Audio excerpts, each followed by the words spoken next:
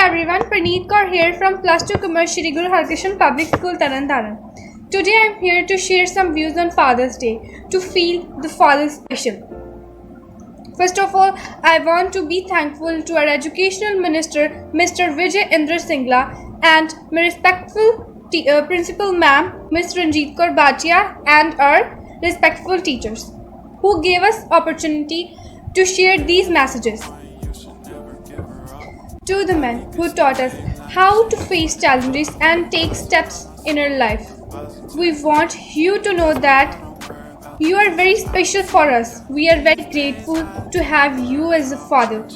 Thank you for the leadership in our family, for the example you set for us, and all the love you share, all you've gone through for us. On this special day, we hope you feel honored for all the things you have done for us, and every day we hope you feel how loved you are. We are sending you this because it's the least we can do considering all the grey hairs we caused you. The older we get, the more we realize how impossible it is to have a father like you. There is no possible way we could pay you back all the money you spent on us, all you done for us. There is a poem that you know that I like the Batman, but the Superman cools too.